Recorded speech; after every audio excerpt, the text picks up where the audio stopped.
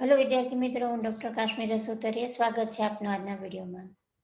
આપણે બાયોટેકનોલોજી અને તેના પ્રયોજનો વિશે અભ્યાસ કરી રહ્યા છીએ અને આ ચેપ્ટરનો આપણો આ છેલ્લો પોઈન્ટ છે કે અથવા તો છેલ્લો વિડીયો છે જેમાં પારજનનિક પ્રાણીઓ, જૈવ તસ્કરી અને નૈતિક પ્રશ્નો એ 3 ટોપિક કવર કરશું. સામાન્ય રીતે બહુ એટલો ઇમ્પોર્ટન્ટ નથી, પરંતુ આપણે સાવ એવું પણ ન કહી શકીએ કે એક પણ પ્રશ્ન ન પૂછાય અને ગુજરાત બોર્ડના સંદર્ભમાં ટૂંક નોંધ સ્વરૂપે તેમાંથી પ્રશ્ન પૂછી પણ શકાય. પારજનનિક પ્રાણીઓ સૌથી પહેલા આપણે અભ્યાસ કરીશું.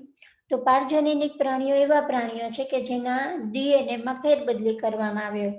આપણે આ ચેપ્ટરમાં પહેલેથી જ જોયું કે વનસ્પતિ છે તો વનસ્પતિના ડીએનએમાં ચોક્કસ પ્રકારનો ફેરફાર કરી અને જીનેટિકલી મોડિફાઈડ પ્લાન્ટ તૈયાર કરવામાં આવે છે. એવી જ રીતના આપણે જોયું કે જીનેટિકલી મોડિફાઈડ માઇક્રોબ્સ પણ તૈયાર કરવામાં આવે છે અને એ જ રીતના જીનેટિકલી મોડિફાઈડ એનિમલ્સ એટલે કે પારજનનિક પ્રાણીઓ તૈયાર કરવામાં આવે છે કે જેમાં બાહ્ય જનીન જે છે તે વ્યક્ત થતા હોય છે. આવા પ્રાણીઓમાં પોતાના જે જનીન છે તેની સાથે બહારથી કોઈ ચોક્કસ લક્ષણો દર્શાવતા જે જનીનો છે તે પણ દાખલ કરેલા હોય છે અને આવા પ્રાણીઓ એટલે પારજનનિક પ્રાણીઓ છે. ખાસ કરીને કેવા પારજનનિક પ્રાણીઓમાં કઈ જાતિના પ્રાણીઓ વિકસાવવામાં આવ્યા છે તો ઉંદર, સસલા, ભૂંડ, ઘેટા, ગાય અને માછલીઓ જે છે તે આ રીતે પારજનનિક પ્રાણીઓ તરીકે ઉત્પન્ન કરી શક્યા છે વૈજ્ઞાનિકો. અને હાલમાં જો વાત કરીએ તો જે પારજનનિક પ્રાણીઓ છે તેમાં 95% વધારે છે તે ઉંદરોની જાતિ છે. મોસ્ટલી જે કે પરીક્ષણ ક્ષેત્રે પારજનનિક પ્રાણીઓનો ઉપયોગ કરવામાં આવે છે તેમાં ઉંદરો જે છે તે વધુ પ્રમાણમાં ઉપયોગમાં લેવામાં આવે છે. એટલે 95%થી વધારે તો કે ઉંદરોની વિવિધ જાતિઓ છે તેનો સમાવેશ થાય છે. શા માટે પારજનનિક પ્રાણીઓ છે તે વિકસાવવામાં આવ્યા અથવા તો ઉત્પન્ન કરવામાં આવ્યા? એનું કારણ શું, સામાન્ય કારણ શું છે? તો સૌથી પહેલા સામાન્ય દેહધર્મ વિદ્યા અને વિકાસના અભ્યાસ માટે, રોગોના અભ્યાસ માટે, જૈવિક નિપજો મેળવવા માટે, રસીની સુરક્ષા અને રાસાયણિક સુરક્ષા તેમજ પરીક્ષણ માટે. આ એક એક પોઈન્ટ આપણે જોતા જઈએ. તો સૌથી પહેલા આપણે વાત કરીએ સામાન્ય દેહધર્મ વિદ્યા અને વિકાસ. વિશિષ્ટ રૂપે પારજનનિક પ્રાણીઓનું નિર્માણ જે છે તે જનીનોના નિયંત્રણ અને શરીરના વિકાસ તેમજ સામાન્ય કાર્યો પર થતી અસરોના અભ્યાસ માટે કરવામાં આવે છે. એટલે કે જનીનોનું નિયંત્રણ કેવી રીતે થાય છે, એ જનીનોના નિયંત્રણ અથવા તો જનીનોની અભિવ્યક્તિ દ્વારા જે કંઈ પ્રોટીન્સ બને છે તે શરીરના વિકાસ ઉપર કેવી રીતે કાર્યો કરે છે અથવા તો એ પ્રોટીન્સના સામાન્ય કાર્યો શું છે તેના અભ્યાસ માટે તો કે પારજનનિક પ્રાણીઓ છે તે વિકસાવવામાં આવ્યા છે. દાખલા તરીકે કોઈ ચોક્કસ પ્રકારના પ્રોટીનનું સંશ્લેષણ કરતું જે જનીન છે એ જનીનને પારજનનિક પ્રાણીમાં પહેલા ચકાસવામાં આવે છે અને તેના દ્વારા નિર્માણ પામતી જે નીપજ છે તે શરીર ઉપર શું અસર કરે છે, શરીરની દેહધાર્મિક કાર્યો ઉપર શું અસર કરે છે, તેના શું પ્રભાવો છે તેનો અભ્યાસ તેના દ્વારા કરવામાં આવે છે. વૃદ્ધિ માટે ઉદાહરણ આપ્યું છે કે વૃદ્ધિ માટે જવાબદાર જટિલ કારકો મીન્સ કે જનીન જેવા કે ઇન્સ્યુલિન જેવા વૃદ્ધિકારકોનો અભ્યાસ કરવા માટે. ઇન્સ્યુલિન આમ તો ચયાપચયની પ્રક્રિયા સાથે સંકળાયેલો અંતઃસ્ત્રાવ છે, પણ આવા ઘણા દ્રવ્યો છે જે વૃદ્ધિની પ્રક્રિયા સાથે સંકળાયેલા હોય છે અને એ જ વૃદ્ધિની પ્રક્રિયા સાથે સંકળાયેલા દ્રવ્યોનું સંશ્લેષણ કરતા જે જનીનો છે તેનો અભ્યાસ કરવા માટે તો કે આ પ્રાણીઓ પારજનનિક પ્રાણીઓ છે તે તૈયાર કરવામાં આવે છે. ઘણી વખત બીજી જાતિના જનીનોનો પ્રવેશ કરાવ્યા વગર અથવા તો પ્રવેશ કરાવ્યા સિવાય આ જે કારકો છે કે જે વૃદ્ધિ માટે જવાબદાર જટિલ ઘટકો છે તેના નિર્માણમાં થતા પરિવર્તન દ્વારા કેવા પ્રકારની જૈવિક અસરો થાય છે તેનો અભ્યાસ તેમજ કારકોની જૈવિક ભૂમિકા વિશે પણ માહિતી પ્રાપ્ત થાય છે. એટલે કે ટૂંકમાં જે જનીનોનો અભ્યાસ છે, જે જનીનો ને ચકાસણી કરવી છે કે તે શું કાર્ય કરે છે, દેહધાર્મિક ક્રિયા ઉપર તેની શું અસર છે, એ બધા અભ્યાસ માટે તો કે આ રીતે પારજનનિક પ્રાણીઓ છે તે તૈયાર કરવામાં આવે છે. રોગોનો અભ્યાસ. રોગોના વિકાસમાં જનીનોની ભૂમિકાને સમજ વધારવા માટે મોટાભાગના પારજનનિક પ્રાણીઓ છે તે વિકસાવવામાં આવ્યા છે. મોસ્ટલી જે રોગો થાય છે આપણા શરીરની અંદર તો એ રોગો શરીરની અંદર પ્રસરે છે. તો એ જે પ્રસાર છે તેમાં જનીનોની શું ભૂમિકા છે, પ્રસારને અટકાવવામાં જનીનોની શું ભૂમિકા છે, આ બધી બાબતોને સમજવા માટે, તેના અભ્યાસ માટે પારજનીનિક પ્રાણીઓ છે તે વિકસાવવામાં આવ્યા છે. માનવ રોગો માટે માનવ રોગો, ઘણા માનવ રોગો છે, તો એ માનવ રોગોના જે માનવ રોગો સાથે સંકળાયેલા જે રોગકારકો છે, એ રોગકારકોના અભ્યાસ માટે એક મોડેલ તરીકે તેનો પ્રયોગ, એટલે કે પારજનીનિક પ્રાણીઓનો પ્રયોગ કરવામાં આવે છે. અને તેના માટે જ આ પારજનીનિક પ્રાણીઓ છે તે એ પર્ટિક્યુલર રોગોના અભ્યાસ માટે જ તેનો વિશિષ્ટ રૂપે નિર્માણ કરવામાં આવતું હોય છે, જેથી રોગોની નવી સારવાર માટેનો અભ્યાસ થઈ શકે છે. આ પ્રકારના અભ્યાસથી રોગોની જે નવી સારવાર પદ્ધતિનું સંશોધન કરવું છે તો તે આના આધારે શક્ય બને છે.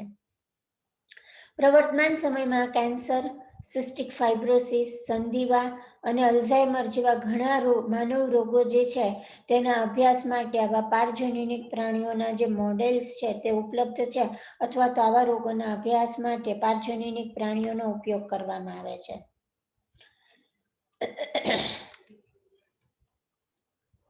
જૈવિક નિપજો મેળવવી. વનસ્પતિમાં પણ આપણે જોયું કે કેટલીક ચોક્કસ નિપજો મેળવવા માટે તો કે વનસ્પતિઓને આ રીતના જીનેટિકલી મોડિફાઈડ કરવામાં આવે છે. માઇક્રોબ્સમાં પણ આપણે જોયું. તો એવી જ રીતના પ્રાણીઓનો ઉપયોગ પણ જૈવિક નિપજો મેળવવા માટે થતો હોય છે. કેટલાક માનવ રોગોની સારવાર માટે જે દવાઓની આવશ્યકતા છે, એ દવા છે તે જૈવિક નિપજોની બનેલી હોઈ શકે છે. એટલે કે સજીવોમાંથી એ સંશ્લેષિત થતી હોય અને તેનો ઉપયોગ કરવામાં આવતો હોય. એવી જે દવાઓ છે તેની નિપજો બનાવવી ખૂબ જ ખર્ચાળ હોય છે, એટલે કે તેને લેબોરેટરીની અંદર તૈયાર કરવી તો એ ખૂબ જ ખર્ચાળ છે. તો તેને ઓછી ખર્ચાળ બનાવવા અને યોગ્ય સ્વરૂપે મેળવવા માટે આવા પારજનીનિક પ્રાણીઓ છે તે ઉપયોગી બને છે. તેમાં ડીએનએના ભાગને પ્રવેશ કરાવાય છે, એટલે કે આવા જે દ્રવ્યો છે કે જે જૈવિક દ્રવ્યો કે જે રોગોની સારવારમાં દવા તરીકે ઉપયોગી છે, તેવા દ્રવ્યોના સંશ્લેષણ સાથે સંકળાયેલા જે જનીનો છે તે જનીનોને પ્રવેશ કરાવાય છે પારજનીનિક પ્રાણીઓમાં, અને વિશિષ્ટ નિપજો છે તે આ પ્રમાણે પારજનીનિક પ્રાણીના શરીરમાં મેળવવામાં આવે છે. ઉદાહરણ તરીકે માનવ પ્રોટીન. કયું માનવ પ્રોટીન? તો કે આલ્ફા-1 એન્ટીટ્રિપ્સિન જે છે તેનો ઉપયોગ એમ્ફીસેમાની સારવાર માટે થાય છે. નામ ખાસ યાદ રાખવું, આલ્ફા-1 એન્ટીટ્રિપ્સિન, અને કયા રોગની સારવારમાં? તો કે એમ્ફીસેમાની સારવારમાં. એવી જ રીતે ફિનાઇલકીટોનુરિયા અને સિસ્ટિક ફાઇબ્રોસિસની સારવાર માટે પણ તેનો ઉપયોગ કરી શકાય તેવા પ્રયાસો કરવામાં આવી રહ્યા છે. ત્યાર પછી 1977માં પારજનીનિક ગાય તૈયાર કરવામાં આવેલી. ગાયનું દૂધ જે છે તે માનવ સ્વાસ્થ્ય માટે ખૂબ જ ઉત્તમ માનવામાં આવે છે, અને એ જે દૂધ છે તેમાં પણ થોડી વધુ લાક્ષણિકતાવાળું દૂધ મેળવવા માટે પારજનીનિક ગાય, જેનું નામ રોઝિયા રાખવામાં આવેલું હતું, એ તૈયાર કરવામાં આવી, અને આ ગાય દ્વારા માનવ પ્રોટીન સભર દૂધ, જે માણસની અંદર પ્રોટીન છે એવા માનવ પ્રોટીન સભર દૂધ 1 લિટરમાં 2.4 ગ્રામ પ્રોટીન હોય તેવી પ્રકારનું દૂધ છે તે ઉત્પન્ન કરવામાં આવ્યું. તો એ કયું પ્રોટીન આ દૂધની અંદર હતું? તો કે આ દૂધની અંદર મનુષ્યનો આલ્ફા લેક્ટાલ્બ્યુમિન હોય છે. જે ગાય તૈયાર કરી એ ગાયની અંદર એવું જનીન દાખલ કર્યું કે જે માનવ પ્રોટીનના સંશ્લેષણ સાથે સંકળાયેલું છે. કયું માનવ પ્રોટીન? તો કે આલ્ફા લેક્ટાલ્બ્યુમિન છે.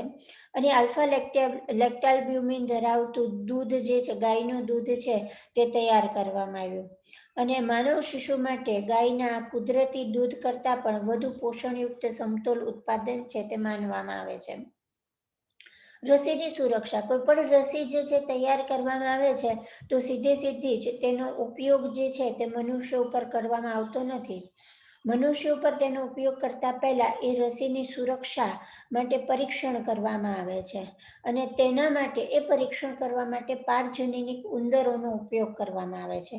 એટલે આવા રસીના પરીક્ષણ માટે તો કે પારજનીનિક ઉંદરોનું નિર્માણ કરવામાં આવ્યું છે. શરૂઆતમાં પારજનીનિક ઉંદરોનો ઉપયોગ જે છે તે પોલિયોની રસીની સુરક્ષાના પરીક્ષણ માટે કરવામાં આવે છે. પછી એ પ્રયોગ સફળ થાય અને વિશ્વસનીય હશે તો રસી સુરક્ષા તપાસ માટે વાનરના સ્થાને પારજનીની ઉંદરોનો પણ ઉપયોગ થઈ શકશે. એટલે વાનર અને ઉંદરો એ બંનેનો આ રીતના રસી સુરક્ષાના અભ્યાસ માટે ઉપયોગ કરવામાં આવે છે. મોસ્ટલી આવી જે કંઈ દવાઓ તૈયાર કરવામાં આવે છે અથવા તો રસી તૈયાર કરવામાં આવે છે તેનો ઉપયોગ સીધો મનુષ્યો પર નથી થતો, આવા પ્રાણીઓ ઉપર કરવામાં આવે છે. અને હાલમાં વાનર જે છે તેના ઉપર અને અત્યારે પારજનીની ઉંદરો ઉપર પ્રયોગ થઈ રહ્યો છે. જો એ સફળ થશે તો ત્યાર પછી વાનરના સ્થાને પારજનીની ઉંદરનો ઉપયોગ થશે. જેમ આપણે રસી સુરક્ષાના અભ્યાસની વાત કરી તેવી જ રીતના રાસાયણિક સુરક્ષા પરીક્ષણના અભ્યાસ માટે પણ આ પ્રાણીઓનો ઉપયોગ થાય છે. ખાસ કરીને આ જે સિદ્ધાંત છે અથવા તો આ જે પ્રક્રિયા છે તે વિષારીતા અથવા તો સુરક્ષા પરીક્ષણ તરીકે પણ ઓળખાય છે. આ એ જ પ્રક્રિયા છે જેમાં દવાઓની વિષારીતાનું પરીક્ષણ, જેમ રસીનું પરીક્ષણ કરીએ છીએ તેમ અહીંયા દવાઓની વિષારીતાનું પરીક્ષણ કરવામાં આવે છે. પારજનીનિક પ્રાણીઓમાં જોવા મળતા કેટલાક જનીનોને આવા વિષારી પદાર્થો પ્રત્યે અતિ સંવેદનશીલ બનાવાય છે. અને જ્યારે બિનપારજનીનિક પ્રાણીઓમાં આવું હોતું નથી. એટલે પારજનીનિક પ્રાણીઓમાં આપણને ખબર છે કે જનીનોમાં નવા જનીનો દાખલ કરેલા હોય છે, જેના લીધે વિષારી પદાર્થો પ્રત્યે અતિ સંવેદનશીલ બને છે. જ્યારે બિનપારજનીનિક પ્રાણીઓ કે જેમાં જનીનોમાં કોઈ ફેરફાર નથી કરેલો તેમાં આવું હોતું નથી. એટલે પારજનીનિક પ્રાણીઓને ત્યાર પછી વિષારી પદાર્થોના સંપર્કમાં લાવતા જે અસરો ઉત્પન્ન થાય છે તેનો અભ્યાસ કરવામાં આવે છે અને તેની સરખામણી બિનપારજનીનિક પ્રાણીઓ સાથે કરવામાં આવે છે. આ રીતના તો કે રાસાયણિક સુરક્ષા પરીક્ષણ એટલે કે જે કંઈ દવાઓ છે તેની વિષારીતાનું પરીક્ષણ જે છે તે કરવામાં આવે છે. આ વાત થઈ ટ્રાન્સજેનિક એટલે કે પારજનીનિક પ્રાણીઓની મુખ્ય 4 કારણો છે જેને અનુસરીને ટ્રાન્સજેનિક પ્રાણીઓ એટલે કે પારજનીનિક પ્રાણીઓ જે છે તે તૈયાર કરવામાં આવે છે. બાયોટેકનોલોજીના આ બધા સંશોધનો અને આ બધી પ્રક્રિયાઓની સાથે કેટલાક નૈતિક પ્રશ્નો પણ સંકળાયેલા છે. એ નૈતિક પ્રશ્નો શું હોઈ શકે? તો આપણે હમણાં જ જોયું કે આ બધા પરીક્ષણોમાં ઘણા બધા પ્રાણીઓનો ઉપયોગ કરવામાં આવે છે.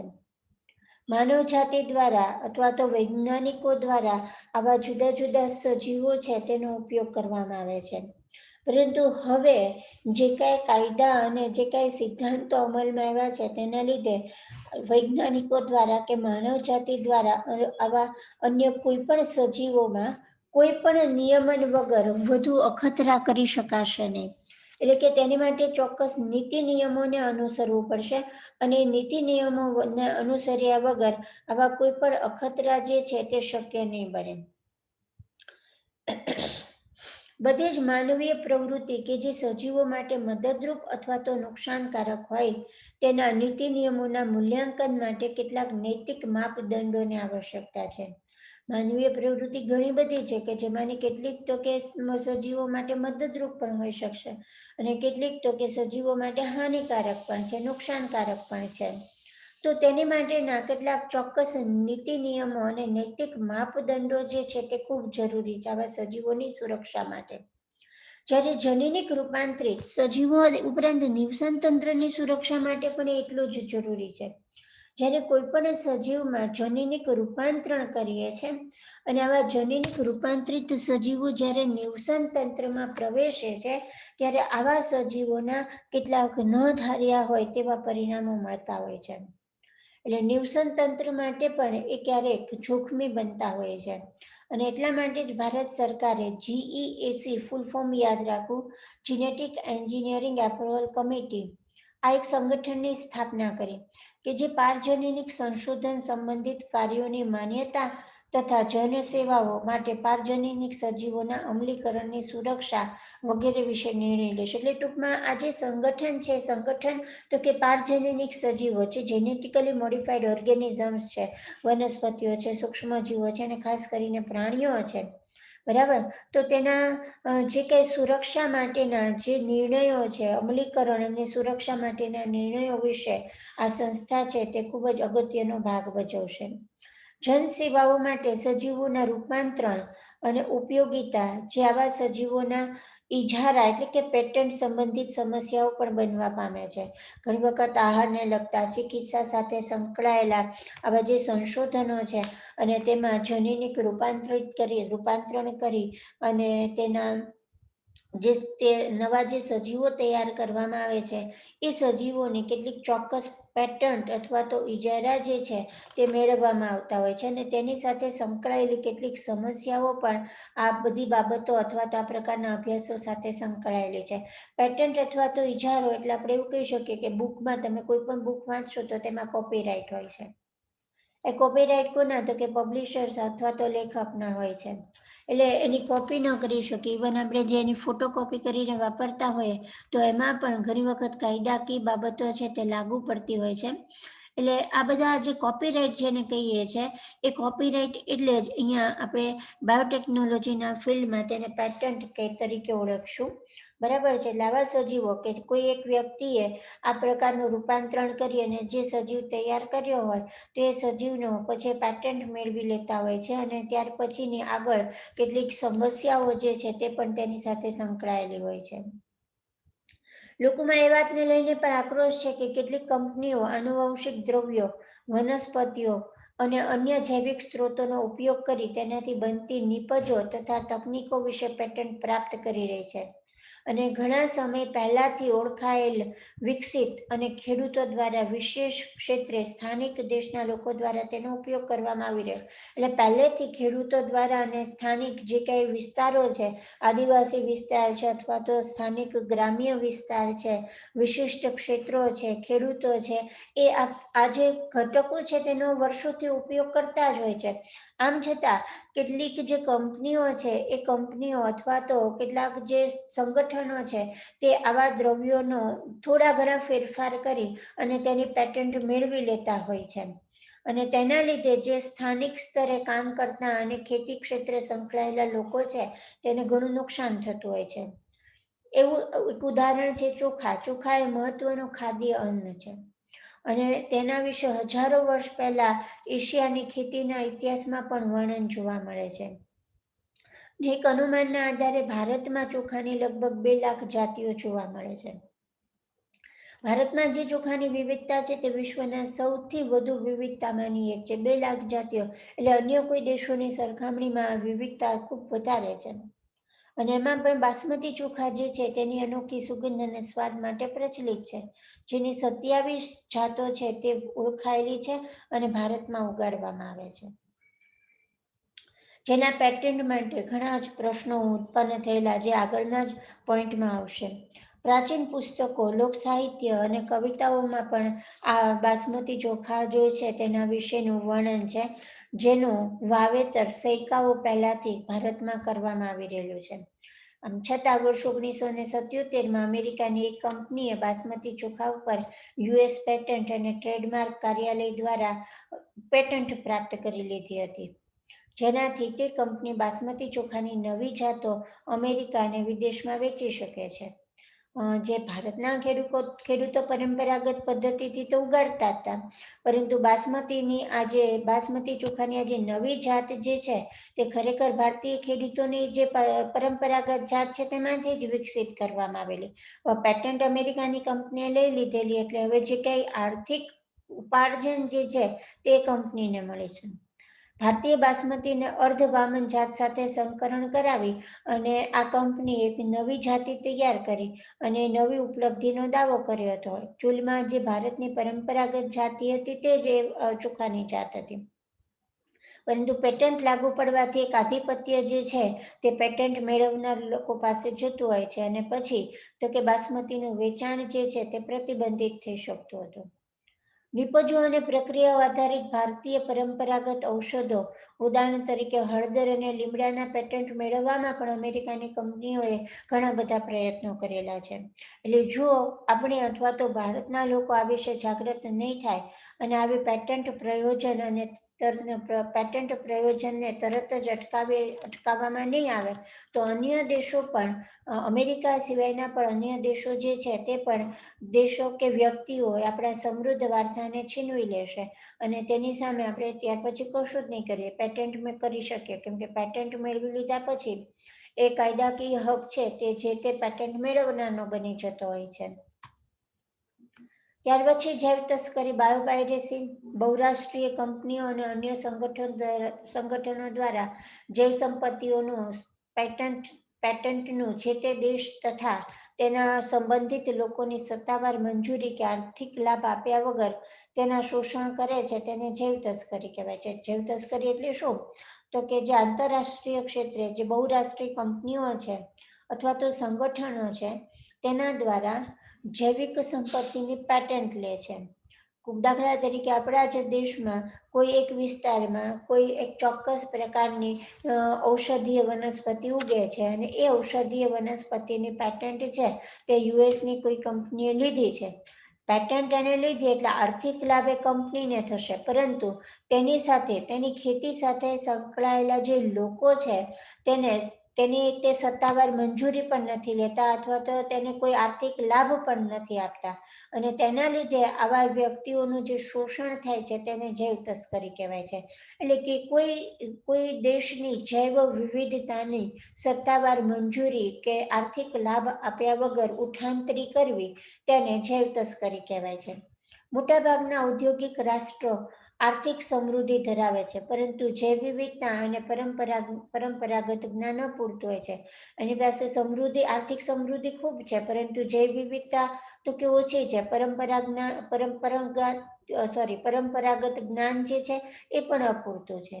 તો ત્યારે આવા જે દેશો છે તે મુખ્યત્વે વિકાસશીલ દેશો છે અથવા તો અલ્પ વિકસિત જે વિસ્તારો છે તેની પાસેથી આ પ્રકારનું શોષણ કરતા હોય છે અથવા તો જૈવ વિવિધતા છે તેની ઉઠાંતરી કરતા હોય છે. એટલે આ જે આર્થિક સમૃદ્ધિ ધરાવતા જે ઔદ્યોગિક રાષ્ટ્રો છે તેનાથી વિપરીત વિકાસશીલ અને અલ્પ વિકસિત વિશ્વ જે દેશો છે તે જૈવ સ્ત્રોતો માટે જૈવ વિવિધતા અને પરંપરાગત જ્ઞાનથી સમૃદ્ધ હોય છે.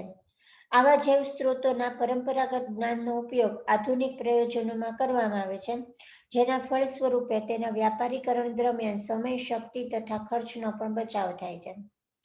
વિકસિત અને વિકાસશીલ રાષ્ટ્રોની વચ્ચે અન્યાય, અપર્યાપ્ત અને ક્ષતિપૂર્તિ તેમજ લાભોની ભાગીદારી પ્રત્યે સમજદારી પામી રહી છે, જેના કારણે કેટલાક રાષ્ટ્રો છે તે પોતાના જૈવ સ્ત્રોતો અને પરંપરાગત જ્ઞાનના પૂર્વ અનુમતિ વગર થતા શોષણ પર પ્રતિબંધ લાગે તેવા નિયમો બનાવી રહ્યા છે. અને ભારતમાં પણ આવા કેટલાક નિયમો જે છે તે લાગુ પાડવામાં આવ્યા છે. ભારતીય સંસદમાં હમણાં જ એટલે કે આ થોડા વર્ષો દરમિયાનમાં જ ઇન્ડિયન પેટન્ટ બિલમાં બીજો મુસદ્દો લાગુ કરેલ છે, જે એવા મુદ્દાઓને ધ્યાનમાં લેશે કે જેના અંતર્ગત પેટન્ટ નિયમ સંબંધિત ઝડપી પ્રાવધાન, સંશોધન અને વિકાસીય પ્રયાસ સામેલ હોય.